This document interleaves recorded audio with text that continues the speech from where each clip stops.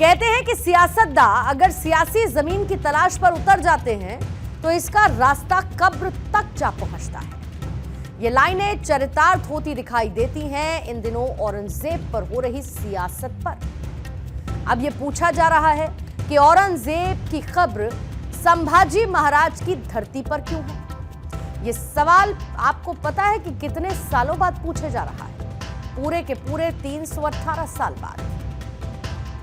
असल में medieval history के जिस एक कैरेक्टर पर सबसे ज्यादा कंट्रोवर्सी रही है, विवाद रहा है, वो नाम है औरंगजेब का। आलमगीर की उपाधि रखने वाला वही औरंगजेब जिसकी रिलीजियस फैंटेसिज्म बहस का मुद्दा बनती है। हिंदू ऑर्गेनाइजेशन से लेकर सियासी दल औरंगजेब के इतिहास से जुड़े हुए अध्याय पर तलवारें खींचते आए। हिंदुस्तान पर राज करने वाले, शासन करने वाले इस छठे मुगल शासक और मराठा योद्धा छत्रपति शिवाजी महाराज की अदावत इतिहास के पन्नों में दर्ज है। उन्हीं शिवाजी की धरती पर एक बार विवाद ने फिर से मुंह उठा लिया है। महाराष्ट्र का हिंदू चाहता है कि औरंगजेब की कब्र का नाम और निशान मिटे। औरंगजेब जैसे पापी का नाम और निशान महाराष्ट्र से मिटे। आज कहीं पर भी औरंगजेब का नाम ना हो, यह चाहता है हमारे महाराष्ट्र का हिंदू। तो एक तरफ हो रही सियासत, लेकिन इस सियासत पर सवालों के जवाब भी आ रहे हैं। अब से थोड़ी ही देर पहले मैंने कल्की धाम के पीठाधीश्वर आचार्य प्रमोद कृष्णम से बातचीत की थी। इस पर उनका क्या टेक है वो भी साथ में सुनिएगा। देखिए पूर्णिमा जी, कब्र को तोड़ना एक अलग पहलू है और औरंगजेब के को महिमा मंडित करना, उसको ग्लोरीफाई करना, ये एक अलग पहलू है। औरंगजेब एक क्रूर बादशाह था। उसने हिंदुओं के ऊपर अत्याचार किया। वो पूरे देश के हिंदुओं को मुसलमान बनाना चाहता था।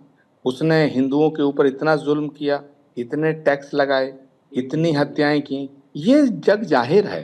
तो औरंगजेब को ग्लोरीफाई तो किया ही नहीं जा सकता। लेकिन हमारा जो सनातन धर्म है वो विध्वंस का समर्थक नहीं है। हमारा सनातन धर्म किसी की मूर्ति तोड़ना, किसी की कब्र तोड़ना, किसी की मजार तोड़ना, किसी का घर तोड़ना और मस्जिद तोड़ना, कभी कभी आपने भारत में हिंदुओं को मस्जिदों को तोड़ते हुए देखा है? मस्जिदों में आग लगाते हुए देखा है? नहीं, ये तो तालिबानी संस्कृति है। ऐसा पहली बार नहीं है कि जब किसी हिस्टोरिकल कैरेक्टर को सियासत करने वाले धड़े ने हथियार के तौर पर इस्तेमाल किया हो। जाहिर है ये फहरिस्त बहुत लंबी है, लेकिन आइए लौटते हैं औरंगजेब की इस बहस पर, जहां पर औरंगजेब का असली नाम था मोइनुद्दीन मोहम्मद। छठे मुगल शासक के तौर पर अपने पिता शाहजहां को कैद करने के बाद वो 1658 में दिल्ली की गद्दी पर बैठा। छत्रपति शिवाजी महाराज भी औरंगजेब के समकालीन थे।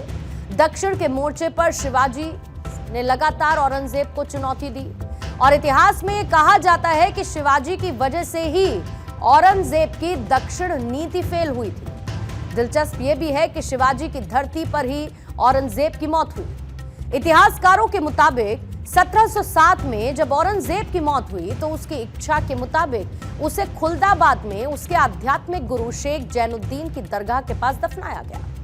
यह जगह छत्रपति संभाजी नगर से करीब 25 किलोमीटर दूर है। पहले औरंगजेब की कब्र एक साधारण मिट्टी की बनी थी, जिसे बाद में ब्रिटिश वाइसरॉय लॉर्ड कर्जन ने मार्बल के साथ तैयार करवाया, मार्बल लगवाया वहां। अब आप ये पूछेंगे कि आखिर महाराष्ट्र की धरती पर इस मकबरे को लेकर इतनी नफरत भरी बातें क्यों? इसके पीछे की एक कहानी है, इतिहास है। तो आइए इतिहास के पन्ने भी पलट लेते हैं। दरअसल औरंगजेब ने शिवाजी महाराज के सबसे बड़े बेटे संभाजी महाराज की बर्बर हत्या कराई थी।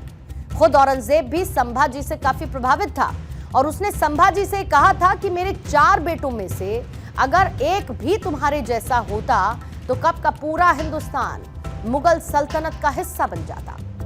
कैद करने के बाद संभाजी महाराज पर धर्म परिवर्तन कर लेने के लिए लगातार दबाव बनाया गया। संभाजी ने इससे साफ इनकार किया।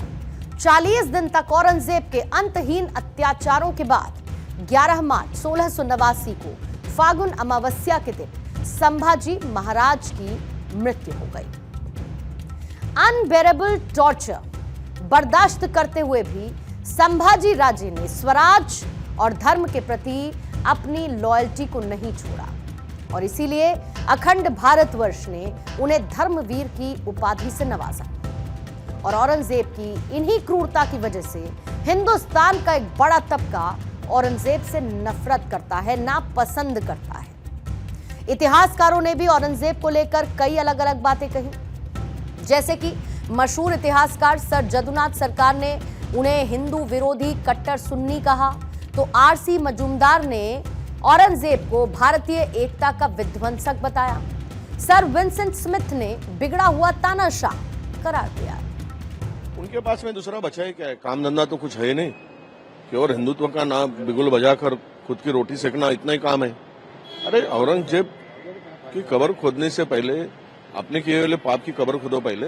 औरंगजेब को लेकर हिंदुत्ववादी संगठनों को मैं ये कहूंगा, जब 27 साल औरंगजेब यहाँ रहा तो उसने इस राष्ट्र का कुछ नहीं बिगाड़ सका।